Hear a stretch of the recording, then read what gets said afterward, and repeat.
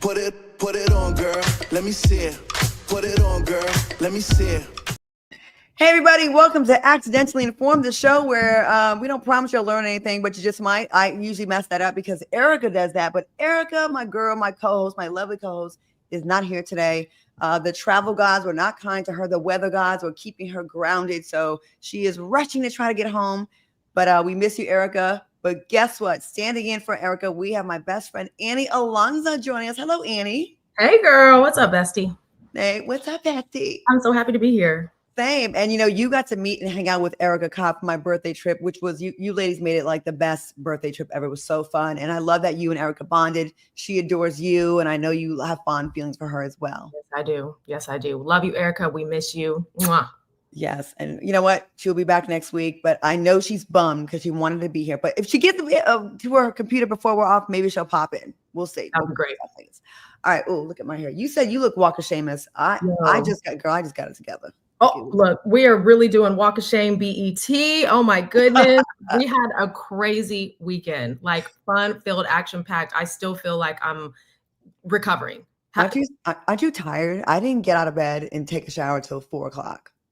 Oh yeah, 2. Like I'm just waking up. So I need coffee. I need all the things. This is crazy. We're going to get into all the things that you do shortly. I just want to say, Informers, we have a great show for you today. I'm talking about behind the scenes. We're going to take you behind the scenes of the BET Awards. A few things happened at the show and behind the scenes you didn't see. We're going to also be talking about the latest in the Diddy trial and the single lady.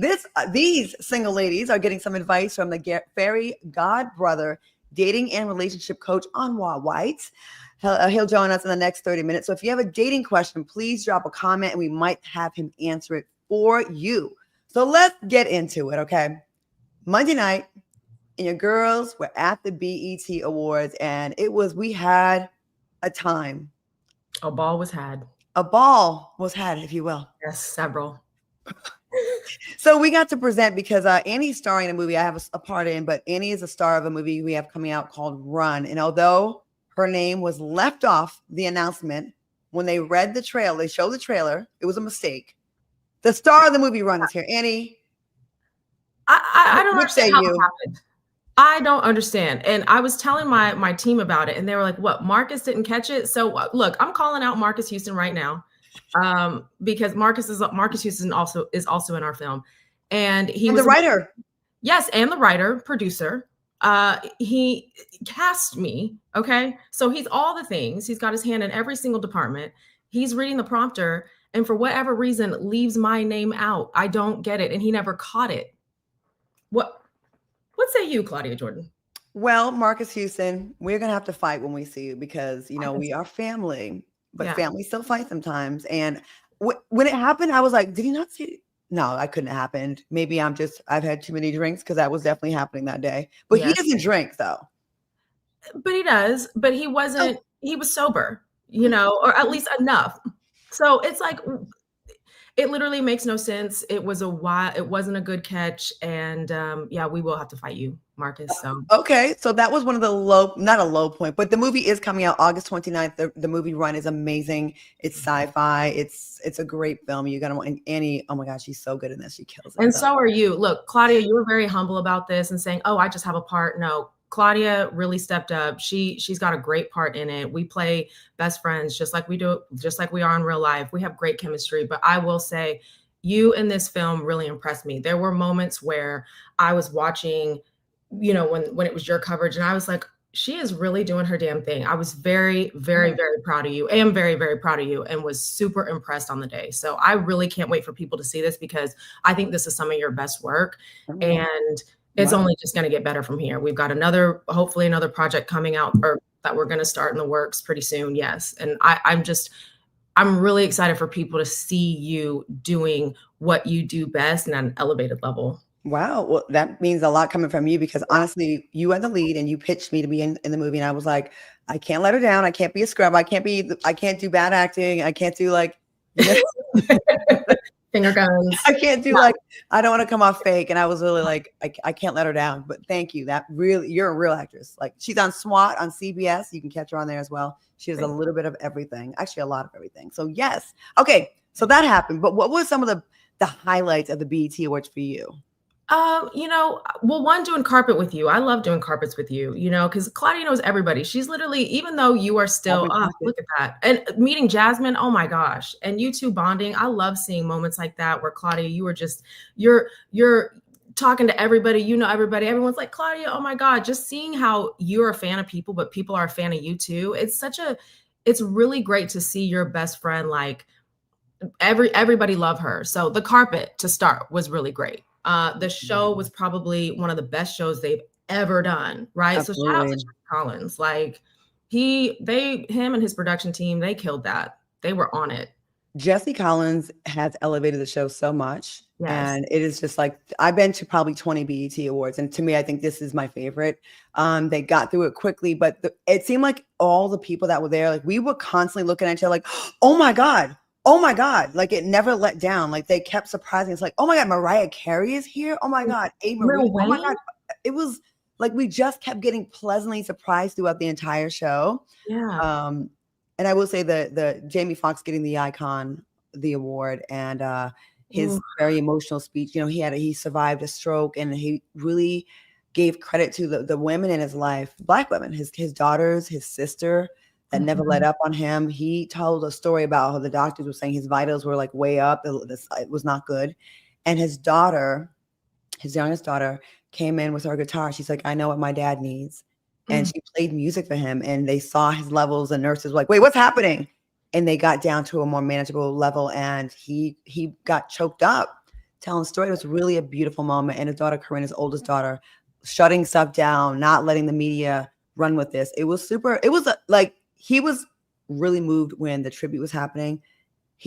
Stevie Wonder was the one who granted him. Oh my gosh, look at that. And Jamie has not aged a bit. And he is thriving, so much energy, very energetic, very appreciative. This is another level of Jamie right now. I'm really excited to see what he's going to do moving forward. We were talking to some of his camp too. And I think he's on tour right now. I'm working on some new material. Yeah. His special that did just come out, he was nominated. He didn't win. I think it was stolen. Yeah, totally robbed. Look, no shade to who did win, if you do know. But if you haven't seen his special, check it out. It will move you to tears. It's got a little bit of everything. It's got the gospel in it. It's got his daughter in it, who he was talking about with the guitar. They perform, he sings. I'm getting chills right now thinking about it. Speaking of being emotional, we do have a little clip from the awards with Jamie's speech. Let's take a look at it. Oh my God. Wow. Right. What is this? What are these salty wet things? Whoa. Could that be a tear coming from you? That's when you know it's real. That's how moving that was. But how about the fun part when Stevie was just kind of moving and wandering around. I don't know if they actually showed that on air, but it was hilarious. And then all of a sudden, Stevie just came up to Jamie again and was like, here's your award. And Jamie just started reenacting what Stevie was doing. It was hilarious. That speech had a little bit of everything in it too. Right? He's such a good storyteller. And we were backstage, not backstage, but we actually went to his after party and we went to the VIP family part. And, I don't know if people know, but me and Jamie were really close for a long time and some stuff happened. Things got between us, life, whatever.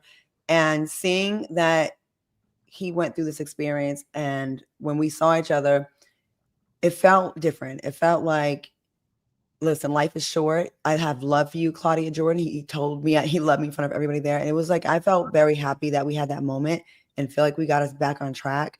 And the way he just we kind of picked right back up where we left off in 2015, 16. So, I always said Jamie felt like a cousin to me, like family to me. And I was really appreciative of the moment that we got to have. Yeah. And he said, we're bringing back Foxhole. So I don't know. Are we dropping an exclusive right now? I was shocked. I know you were shocked to hear. I was like, what? I said, don't tease me. Yes. Don't have a good time. Because look, you are ready. And seeing y'all's bond was really, really beautiful. So I could really see you guys come back full circle and run it back. He did say, he's like, all these shows that came after us, we did it first. We were the first one that had that edgy, shocky in that urban space. And we really did a lot of shows that are really big now. We really set the tone for that. There was nothing like the Foxhole before we came along. And I was honored to be a part of it from day one. So for sure. Yeah. You guys are pioneers. Chase Nichols said, did Jamie talk about the rumors? I don't want to violate our conversation, right? Yes, But I 'cause did you really say, got in there. huh? You got in there. You asked him straight up. I did. So that is a rumor that Diddy had something to do with that. So I just want to like listen. I'm protective of my friends, and I think there's a lot of things people want to throw everybody's name in this story and make it worse than it already is. It's already bad enough. We don't need to put false allegations on people. But I did ask him about if he thought that he had anything to do with it. He said no. So let's just continue to keep Jamie Foxx in prayer. I'm sure when you have a medical emergency like that, there's probably some residual things. And if there isn't, I'm happy. And if there is, let's give him grace. But that man was on stage, the old Jamie Foxx, and he was amazing. Yes, he was. Yeah. Dang, yes, he was. Wow, I'm still moved. And someone asked if you talked to Candy. Candy Burris. Yeah. Oh, yeah. Candy Burris. She's killing it, breaking box office records. I saw a few of the housewives. Oh, she's one of the producers of Othello. Yes, that is huge. Denzel Washington. I mean, I can't get any better than that. And Othello is the playwright gold. So yeah, we spoke to Kevin Frazier of Entertainment Tonight. We spoke to Bow Wow. That was awesome. Who else? We saw the housewives of a bunch of the housewives on the red carpet. We saw Kelly. We saw Candy. We were doing a presenting with Drew Sidora, who's her storyline is crazy with the housewife. Like she's right smack dab in the middle of everything. Mm-hmm. But yeah, there's Kelly right there and Drew. Yep, your cousin Drew, as you guys like to say. My cousin Drew. The Jordans. I will say this and I know we're going to move on from the BET coverage right now. But one last thing, it is so important to have your tribe in place before something crazy happens, to know that when you're incapacitated and when you're unconscious or in a coma or whatever, that the right people are in place to have your back. I have a legacy person on my computer. So if I ever pass away or something happens to me, Annie gets all the codes to my Bitcoin and all my codes so she can kind of make sure the story is told correctly and just have people in place that you trust that can tell the story for you or just protect you while you're incapacitated. Super important lesson, right? Yep. Very, very important to see how they held him down. Like we didn't know anything. All of us just kind of speculated what they held him down, and he made sure to give every one of those ladies their flowers. So that's I'm right. Really proud of him, and I'm really proud of them. All right, we're gonna also talk about real quick. Doshi called out Trump and ICE in her speech. Do we have time to play that? I think we kind of do real quick. I think it's a moment that's really powerful. Let's play it real quick. Doshi? No? Okay, maybe not. Not Doshi. Time to play that clip? Okay, I think we have to. Okay, no clip. I'm sorry. Anyway, she used her time. Oh, you have some tea on that. Doshi used her time on stage to call out Trump and the ICE raids. And it was a really powerful moment. What were you saying about that? We were talking about it earlier. So I was just in awe of how she was presenting herself, how she was so stoic and so prepared. And so I looked back, because what we don't see is the BTS, what's going on. There's a monitor back there. That's where everyone can talk from. She was reading from a monitor, which to me was a double whammy. One, she was prepared and she had that but she gave it to the producers and BET, and BET was like, yes, we're here for it. So we are going to allow you to have this space to really defend what you need to defend, be there, support what you need to support. And she got a standing ovation after that. So I really thought that was interesting, a little insider baseball, that was prepared for her, ready to go. If I win, I want to use my moment to make take a stand on something. And if you remember last year with Taraji P. Henson being the host, she actually was the one that called out Project 2025 and made people really be aware of that. She did all she could. And it was, a lot of people didn't listen. Mm-hmm. A lot of people became aware of it because of Taraji using her platform. All right, moving on. We are going to talk about this Diddy trial this week. The main witness has been his ex-girlfriend, who goes by Jane Doe. She says Diddy savagely beat her and made her have unprotected sex with porn stars and escorts during their relationship. Diddy's lawyers are coming at her with sex, saying she wasn't the victim. Do you think flirty text can cancel out claims of abuse in the eyes of jurors? Yeah, he was abusive, but then you also had some text where you flirted with him. What do you think about that? Absolutely not. It doesn't cancel anything out. there's a whole gaslighting, manipulation, kind of you drink the Kool-Aid. And so once you're in situations like that, you kind of continue to fall deeper into them. You know what I mean? Like you don't necessarily have the power to escape something that's that toxic. So you almost, it's like a frenemy. You become friends with the enemy and you just fall deeper into it. So no, I don't think that cancels anything out. I think if anything, it shows how sad and how deep and entrenched and engulfed you are in a situation like that. I agree. And you've seen that chart about the way the path to success. It's like a straight line, a linear line from here to there. But what in reality, what it really is this, it's this, it's this. You may go backwards. You may get strength and then he gaslights you, or you're in an abusive relationship. It's not just physically, it's usually mental first. Yes. That gets control of your mind. And I just feel like abusive relationships are way more complicated. People want to make them like just so cut and dry. Like, well, if he put his hands on you once, why would you ever go back? Yes. Did you ever see What's Love Got to Do with It? Tina and Ike. Did you ever see how he would follow up with abuse with gifts and like being overly loving? It's very confusing. Yes, it is. Yeah. It's been a lot. So it does not take away from the actions that actually happened to you and what the person did to you. No, that still exists. And I don't know if you've been watching the coverage, but shout out to Armand Wiggins, who's been giving fantastic commentary. If you're not up to date, just go to his channel and he updates people every day. It's so interesting.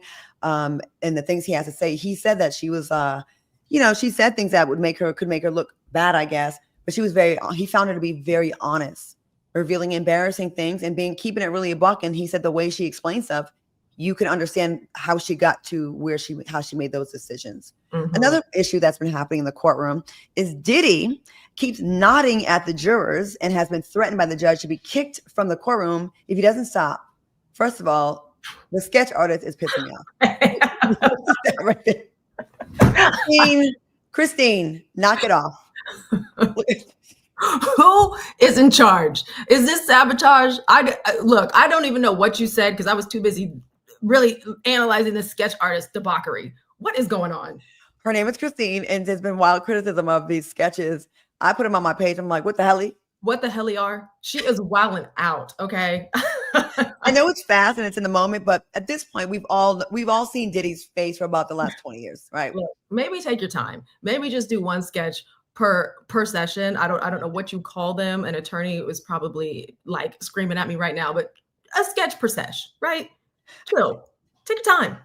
Like, look, he was like, and the way they did Cassie, they made Cassie's a beautiful woman. They had her looking nuts as well. Yeah, there's some sabotage going on. That's another insider thing. There's something with that. Look, do you think Diddy is sabotaging his own case by nodding at the jurors? To me, he's trying to make a connection. If he gets just one of them on board, that's sympathetic. Like, oh man, he sees me. You don't know if you got a groupie amongst that jury pool. You don't know that. Oh, I bet there is a groupie in there somewhere. Come on now. And that's exactly what he's trying to do. He's trying to make eye contact and really, really have somebody on his side. But look, my personal opinion, I do hope he's sabotaging because what he is and what he's done, enough is enough. So look, if it's sabotage, keep it going. Keep it going. But everything about him and that is just disgusting. All the way from the sketches to him. Okay, I'm done. How gross. Who knew all these things? We've been around it. We went to his a party at his house before, but it was not a freak off. It was a New Year's Eve party. Like, I think people think anybody who's ever been to a Diddy party, you were involved with that. Yes. The freak offs were bookings at hotel, and you're learning from the trial, bookings at hotel rooms that were planned. Parties were just like, oh, my girl said that she got invited. Let's all go. There's an event going on there. And it's not like a personal experience with him. I don't even know. He's kind of not even really around. Remember, like you kind of don't really see him. But I do remember we were at one of his parties. I do believe it was at his house on Star Island. The New Year's Eve party. Yes. And I tried to walk around just because I love looking at people's homes and seeing all the details and stuff. So I wanted to walk around and look at the house.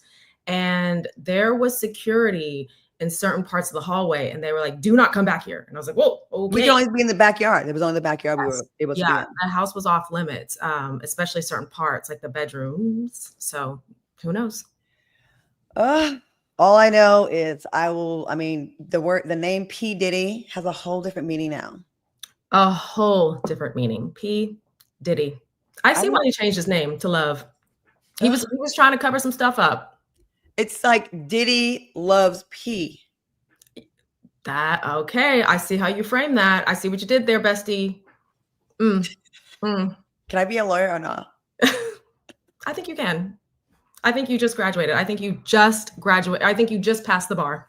Well, speaking of passing the bar and getting the W, shout out to Coco Gauff for winning the French Open. Yes. Is that what the kids are doing these days? Something like this. Now, she's the best player and got her crown, but her opponent, how do I say her name? Iria, or doesn't matter what her name is. Her opponent, the hater, Sabalenski. I can't say her name. Sees it differently, saying Coco didn't win because she played better, but because Ariana, whatever her name is, made mistakes. How rude is that? That sounds like a loss.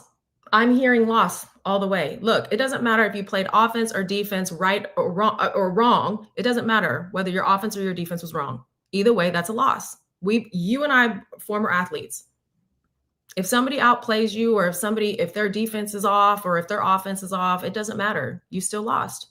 And your opponent won. Have some grace about it to say, oh no, they didn't play better than me. I made mistakes. Well, that means the other player made less mistakes, beating your ass, thereby meaning she's the better player. I think she said something like Koko adjusted better to the elements. Look at her. Sounds like a winner to me. That sounds like a win. Yeah, I can't even say her name right. Arena. It might be a little Russian. I think it's Russian, right? Or is it Polish? She's Russian to be a hater, or as in Russian to be a hater. Bangers. Yeah, see, I don't like that. I don't know. Do the informants know that you are a former rapper? In your First of all. Yeah. First, look, C-Dot is what we call her in these streets, and she's got bars. So she is Russian to the loss. Don't play the tapes. Hey, y'all, informers in the comments, I'd like to know, do you think that the hater was a hater, or did she have a point? What do you think? Is she just a hater is what I want to know. I see Marcia saying total hater. So, yep. Hater, or yeah, very, very arrogant. All right. Keith Sweat made some interesting comments about single women during a recent concert. Take a look. I don't mind telling you, I'm single. I done met too many entitlement things going on. I can't. You gotta bring something to the table to get something for me. I can't help it. They don't want to cook no more. I wash my own clothes. I iron my own clothes. You gotta do something for me. God, I'm exhausted. Is this entitlement or just realistic expectation? Is he being realistic, expecting a woman to do all these things for him? Look, I think this is entitlement. What are we talking about? Are you talking about a housekeeper, a handler? This is a little too soon. First of all, don't come out the gate with this. I need to get to know you. We need to court each other. We need to get to know each other's personalities. We don't need to be doing chores. Okay? Chores. You know, I can't ignore the fact that he's up there about 6 years old with the shakes. With the shakes. Let's talk about the head movements. Do that on camera. Sir. I need to see you do that on camera when the camera comes back to you. But and I like Keith Sweat. Listen, he's the first person to bring me on stage when I was 17 years old. That's a whole other story. They thought I was 18. They brought me on stage and he sang to me. I'll tell you about that. It was Miss Teen, Rhode Island. It was in Providence. Anyways, I gotta write this book, Annie. You know I gotta write this book. Yes, I'm gonna make sure that I hold you accountable to this. Okay. Here's the problem with some of these older men. You still want younger women. You, Shannon Sharp, all you old mofos, need a date in your age group. If you like someone said in the audience, who said this? Someone said in the comments, Delia. Oh, Marsha Reed, he better find Sheila in the audience. The women that are your age are old school. And if you take care of the house, pay the bills, she'll have time to just cater to your every need. But these men that want to go 50-50, and we will talk about that later on with our guest, Anwar, about that, you know, you can't have it both ways. Keith Sweat, didn't you have a song, there's a right and a wrong way to love someone? I can't go to work, come home and take care of you and be your home health care provider or a hospice wife. So if you're paying all the bills and I don't have to worry about like out there being an alpha male, I'll have all the time in the world to cater to every need. I'll run your bathwater. I'll cook for you. I'll do all those types of things. But I think these men that are asking for these things also want you to bring to the table money as well.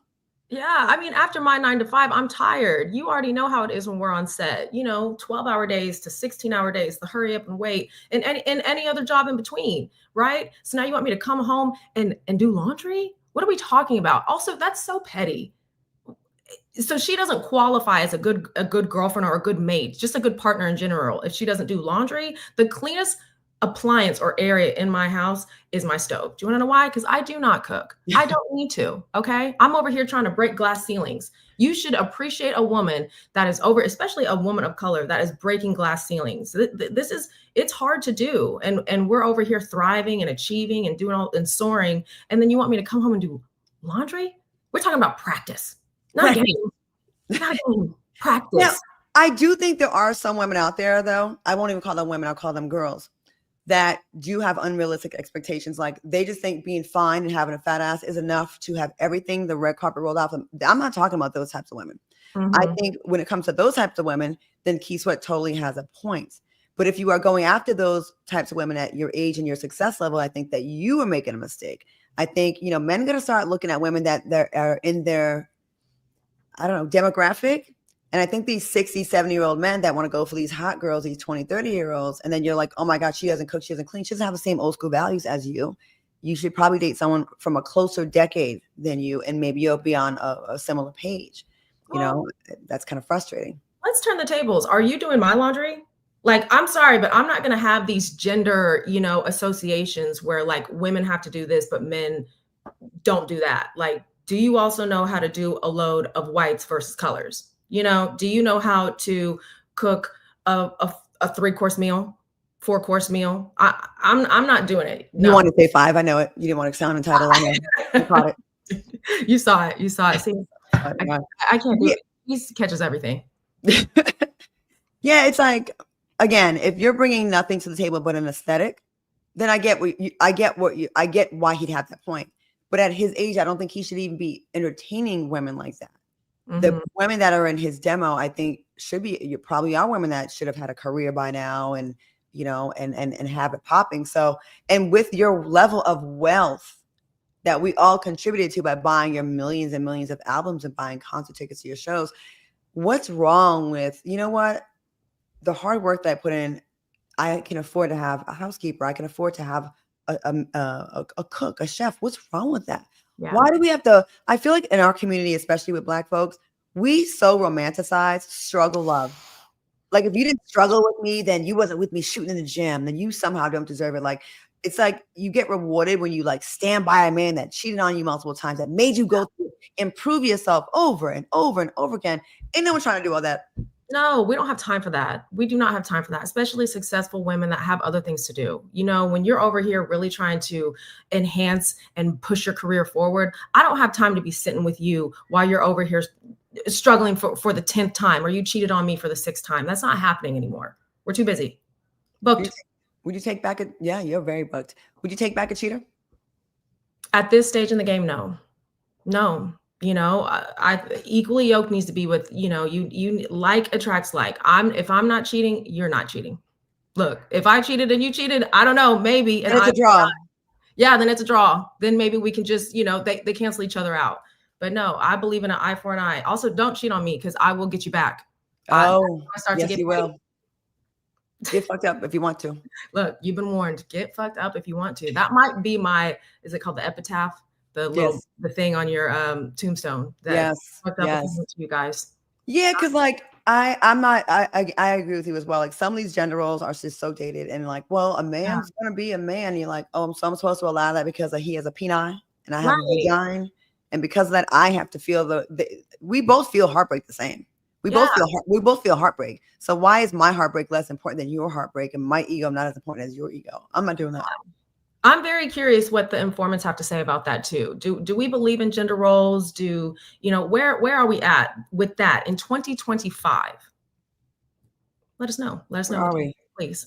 Chloe said, so true. They're trying to do the same thing to Cardi B and Teyana Taylor. Well, they're trying to shame them for moving on. They both upgraded and got some, they're out there living. Look, Teyana Taylor. Yo.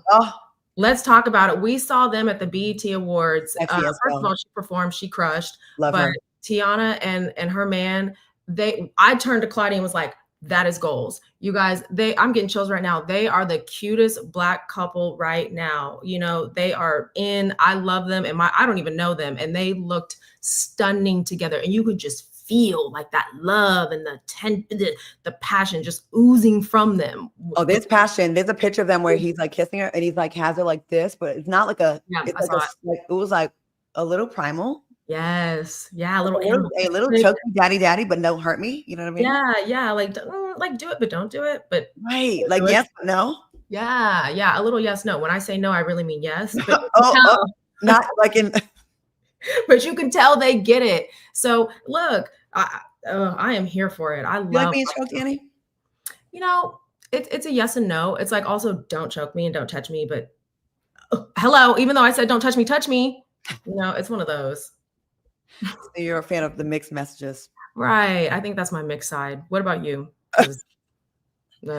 It can be fun, but the person has to know what they're doing because it could if someone's not like it's a sensual thing. It's not like a real choke, and if you don't get that, and they just use full strength, or they just do too much, you're like, I mean, like a sexy, like a I'm in control of this moment right now, not a. It's a caress grip.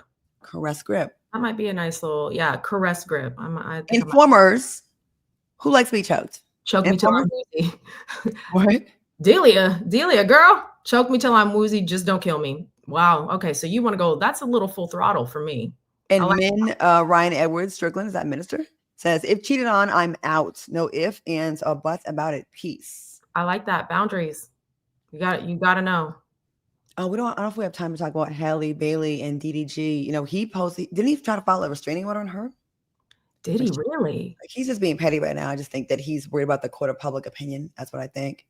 Look, I don't like the public pettiness. You know, don't try and get revenge and start also incorporating the courts and the government and the system. That's not fair, because at the end of the day, 5 years from now, when it really doesn't matter and it's all said and done, your kid, you know, is going to know that. And you're going to have that that's a public record. That's a thing that you did 5 years before. That never goes away. You know, sometimes we really have to like play out the actions that you want to take because it's just in the moment. It's very emotional.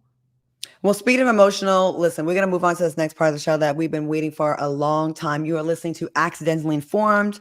Okay, I'm sorry, but my girl Erica Cobb could not join us today, but we've got actress and my best friend Annie Alonso here instead, filling in. Now, with over 16 million TikTok views and a reputation as the fairy godbrother, he's the go-to coach helping Black and brown women level up in love. Please welcome the brilliant dating expert and relationship guru, Anwar White. Anwar, welcome to Accidentally Informed. Oh, yes. He was a fairy. Yeah. Thank you for having me. I'm so happy to be here. We are too. Anwar, I have, am I saying it Anwar or Anwar? Both. My mom calls me Anwar. My grandma calls me Anwar. So I don't. So there's no wrong answer. Or I'll get a whooping. You're so cute. Okay, I love it. You're so cute. Like you're. I like you can't have me. So if you're trying to flirt with me on your show, it's not going to work. Oh, I really was trying it.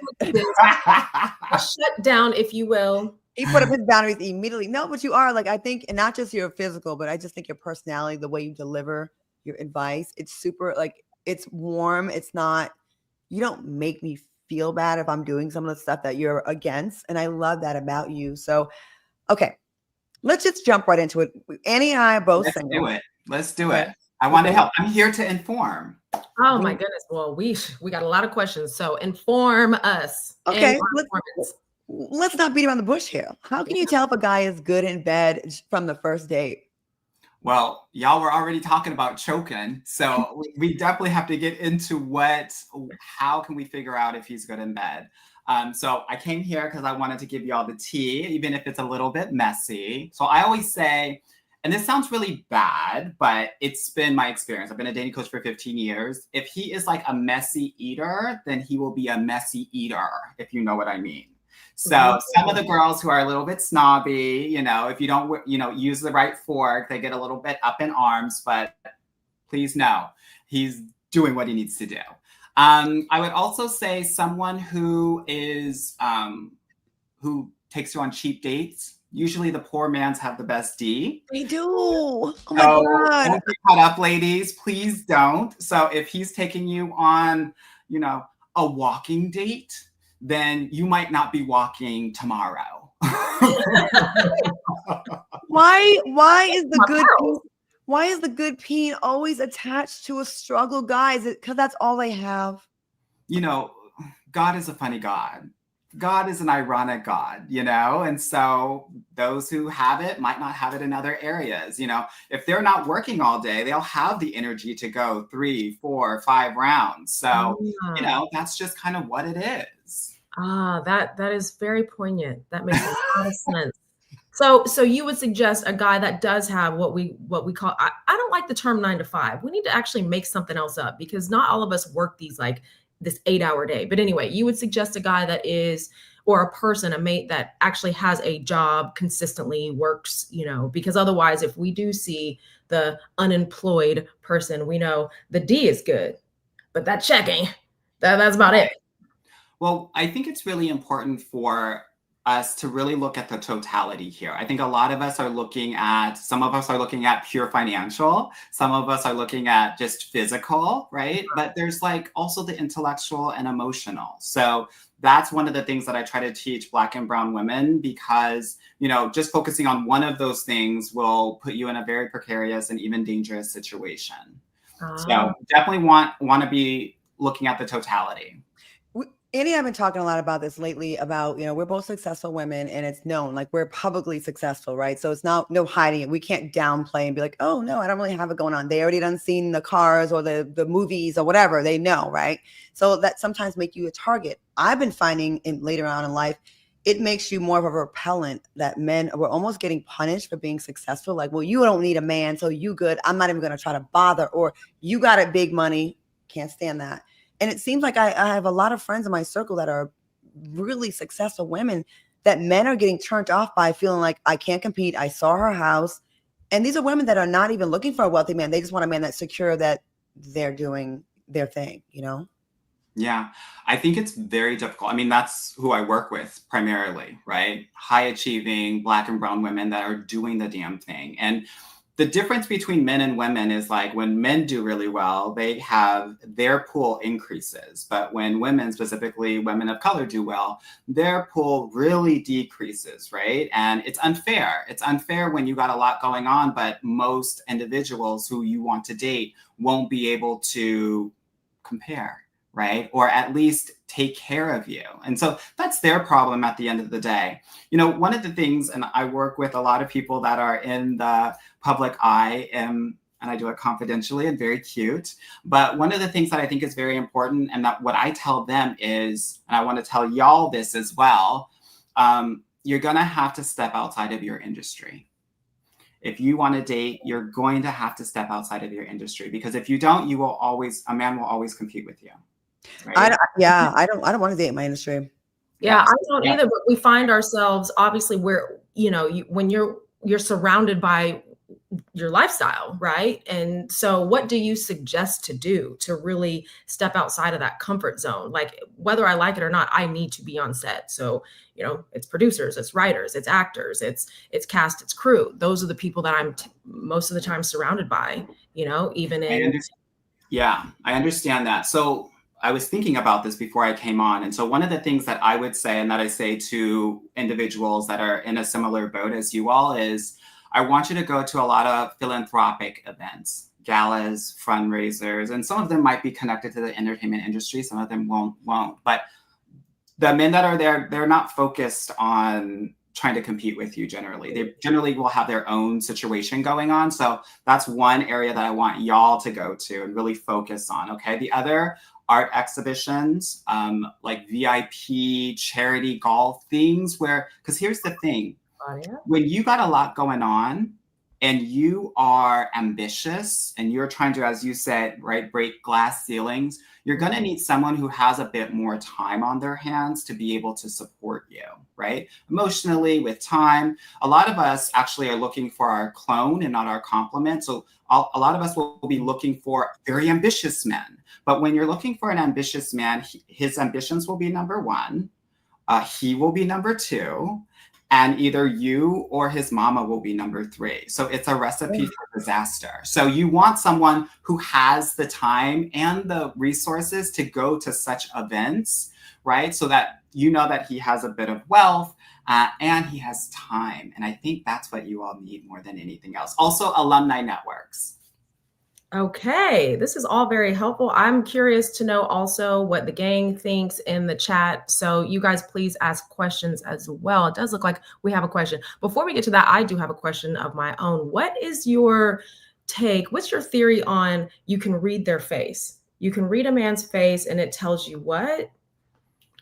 Well, a lot of different things, right? It tells you how they are able to have, how they can have sex with you. Is that your theory? What, fill me in on it's a variety of different things. And, you know, one of the things that I try to do as a dating coach is make sure that women are safe at the end of the day, because the streets are very dangerous. And so, you know, when I talk about like the narcissistic smile, where guys like smile like this, that's danger. That is, he potentially is domestically violent, right? These are like research things. And if we look at some of our musician and actress friends who maybe have had issues and look at some of the pictures, you might see that. So that's something that's really important. When you're being Wait, what's a smile? I'm sorry. Like, what do you mean the smile? Like it's like a wolf snarl. Yes, I see. Yeah. Yes. Yeah. There's you know what? For added effort to the smile. It's not just a genuine smile. It's not real. I'm forcing it. The person we saw, Annie, that I spoke to, never smiles with the eyes either. Yes. It's the mouth. Right. Yeah. So that, when you see that smile, run away for sure. Right. Also, men that smirk, you know, that little rat, especially when you're being vulnerable or you're expressing your feelings, narcissistic smirk, right? So you definitely want to check for that. And then I will also say, you know, men that have these lines right here, very angry, individuals. Yeah. Right? Why are you doing that all the time? Right, definitely. If you have like lines here, very worried about stuff. He's a worry wart, okay? I also say that if men have these lines here, I call these like purser. Like these lines are what gay men have. You know how sometimes people say gay face? It's often because they have these like purser lines here because they're always doing their lips like this. So you might want to take a look at that, especially because there's so many DL men these days. Okay, I've been screaming about this for decades, and people thought I was being paranoid and just, oh, you think everyone's like that. But I've been seeing a lot of that, and I think it's very, very common. Why do you think it's so popular to be well, not popular, but it's so common? I think maybe 20 years ago, I could understand the fear of coming out because it was a more hostile environment. But I feel like we progressed in a manner where I can't tell anyone it's not scary for them, but it's not what it was before, right? What do you think? Do you think these DL men are just greedy, selfish, cowards? I think that there's still a lot of shame about being LGBT, especially in the Black community. I mean, you can talk to a lot of different women. I mean, there was an episode on Insecure about a man being bisexual or having any sort of experience with a man, and everybody was like, ugh, not that. I would never be with someone like that. So even though it's 2025, there are still these thoughts, right? There's still these feelings around that. And here's the thing, right? I'm not here to like shit on Black women, but you know, when you're a Black woman and you are being micro and macro aggressed on a daily basis, you are really looking for someone that is going to protect you from that. And there are still mentalities around, is someone like that going to be able to protect me? So part of what's happening there is that, but also part of it is a bit of homophobia, right? Even when men are expressing their feelings, oh, that's soft, that's weak, that's zesty, what have you. These are all things, all telltale signs of like, okay, I'm not safe to be myself around you, right? And so you have these individuals, right, who are feeling this way that for the most part might be bisexual, right? Or just gay in general, but still can't feel comfortable doing so, right? Do you So that's think that's a lot of part of it. And then the other part is these men just like to get it in and they don't care who they're getting it in with, no shade, right? Like, look, I mean, here's the thing. If you go on Instagram, if you go on before a lot of music videos on BET, it's butt. These men don't care where the butt is. They're just looking for butt, right? They're attracted to butt. I'm sorry to say that, but that's just the tea. So, you know, and I think it's primal. I think it's animalistic. Very primal, totally. Right? And so, you know, we all have butts. I want to ask you something, and I want to be mindful. You know, I realize I'm usually living in mostly progressive cities, so my mentality might not be the same of someone in Middle America that's not exposed to as many LGBTQ community people. They don't really see the representation. I want to ask you. I know this is like a delicate topic. Are women that say their preference is not to date a bisexual man, would you consider her homophobic? No, I don't think that's the case. I mean, we all have our preferences. This is about making sure that you're feeling safe at the end of the day, right? Like when I was out in these streets, I was not trying to be with somebody that was bisexual because that didn't make me feel safe, right? So everyone has license to choose who they want to be with. Yeah. And, you know, that's everyone's prerogative. I just think it's important for us to be really clear about who you are and how you show up in the world, right? At the end of the day. What advice would you give the Black women? Because I kind of like, I felt it in my heart, like, I hate that some of our, you know, our gay and bisexual Black men in our lives may think that we may have some kind of homophobia or think a negative way about them. What advice could you give us to I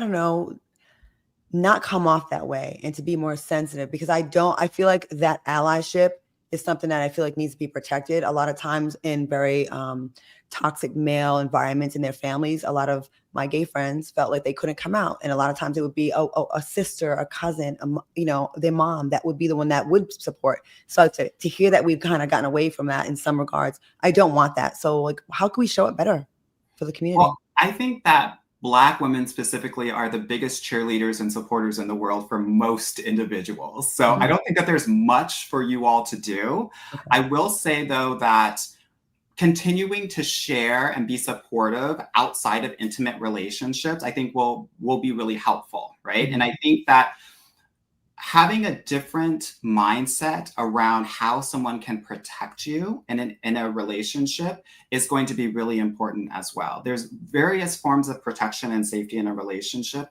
Like I do this work every day, been doing it for 15 years. And one of the biggest things that I often see is that vulnerability is a very difficult thing for most Black women to do.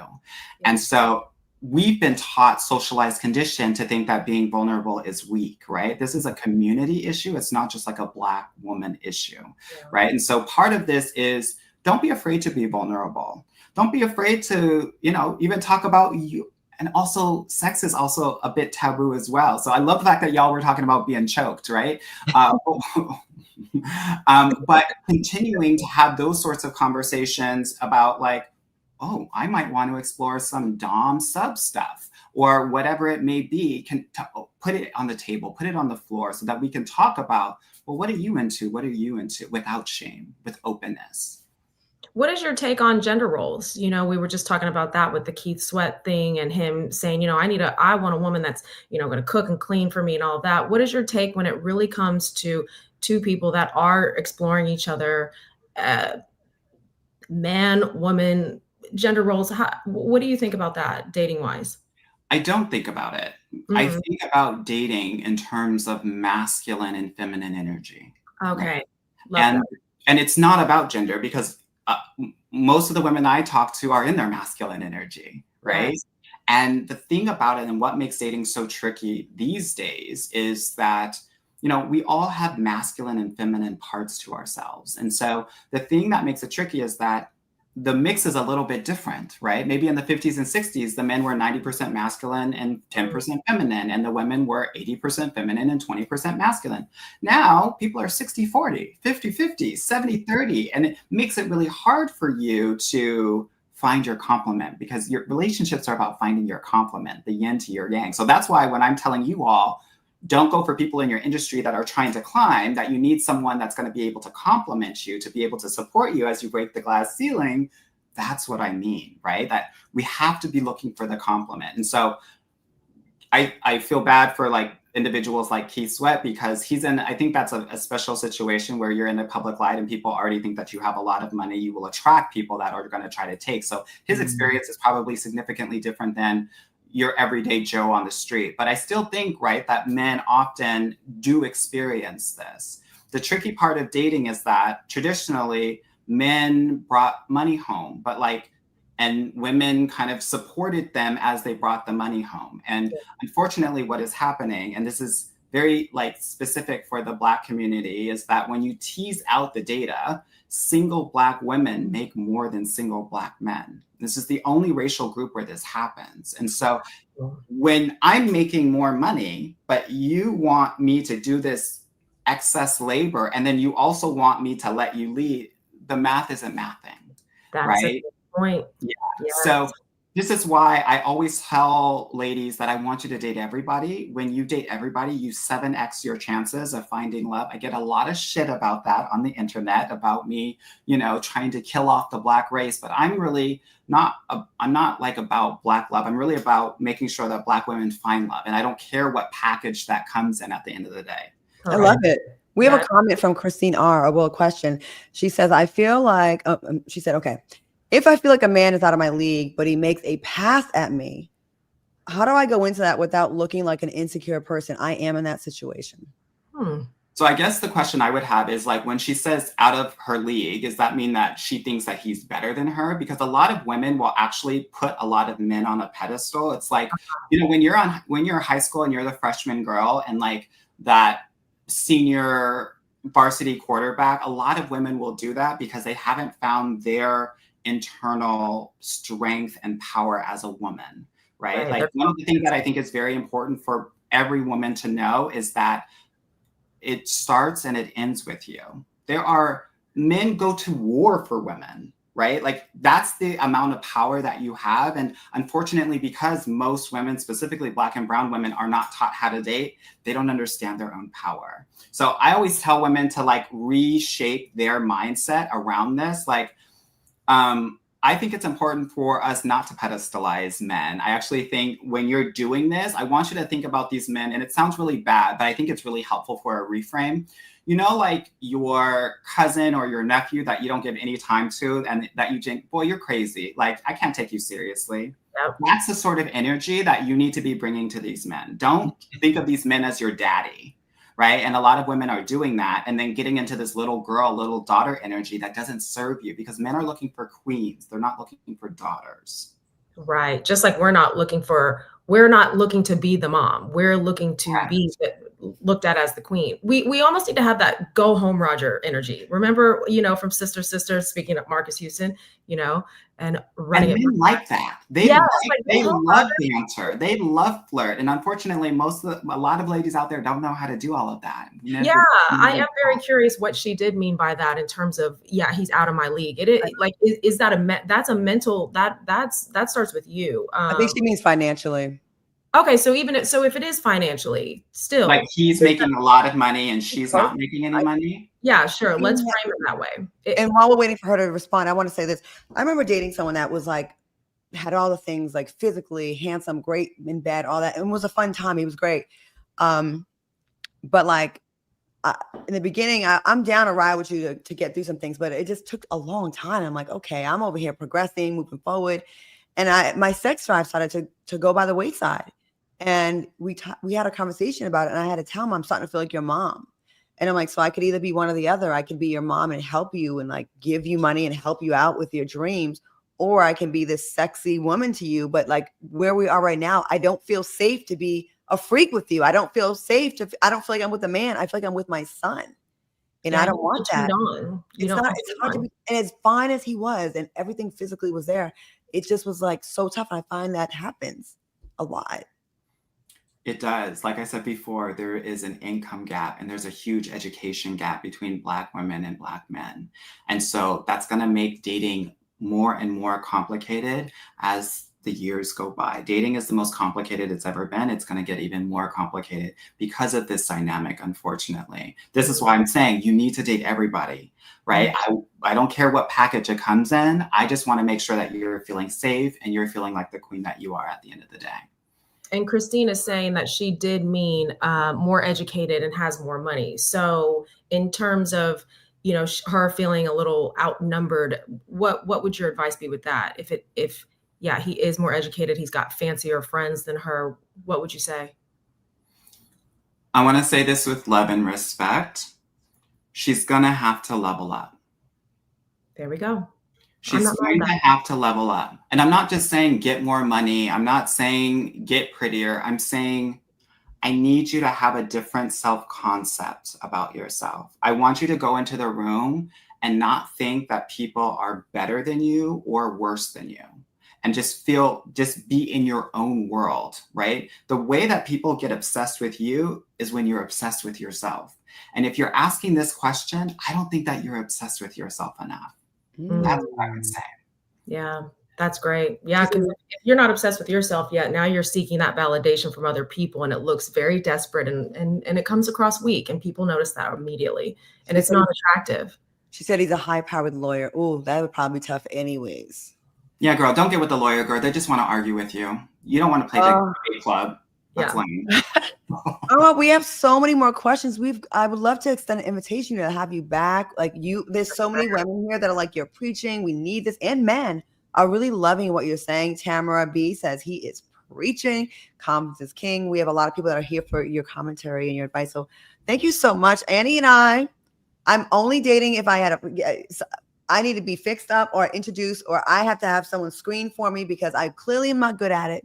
So I will be in your DMs, Anwar. I know. I was about to say, I'm going to have to slide in the DM too, Anwar. I mean, y'all, I gave you a little bit of something. So I need you out in those, philanthropic events and letting it happen, making it happen. Yeah. Anwar, thank you so much. Where can people find you and get some of this great wisdom from you? You're welcome. So all my socials, Dating Coach Anwar, ANWAR. And if you're interested in working with me, definitely go to my website, getyourguycoaching.com. And that's the name of my podcast as well. When's your podcast up? What night is your podcast on so we can tell? My podcast comes out every week almost. So just, get your guy coaching, check it out. And we talk about all these things and more. So definitely check it out. Thank you so much. We appreciate you. Great advice. Thank you so much. You're welcome. Thank you for having me. We're gonna put on a cute little skirts and get to those golfing events, right, Annie? Yes. Get to the charitable events, the golf events. We'll be there. Political fun. Thank you so much, Anwar. Appreciate you. Well, that was fun, Annie. So do you feel like you have some good advice? Yeah, he was great. I really like that. Date outside of what you're doing. It's going to be uncomfortable, but it's a little bit of a challenge, but we never shy from a challenge, girl. You know that. We love a good challenge. Uh-huh. Well, thank you so much for joining me and jumping in. Erica, we missed you so much, but thank you so much for where can people find you and look for you and see you? Tell us all the things. I have a few things, my Instagram and a little TikTok stuff, but Annie Alonza, you guys, and you can Google my last name, but it's ILONZEH, Annie Alonza. Hit me up on Instagram or the movies, check out SWAT. And SWAT on CBS.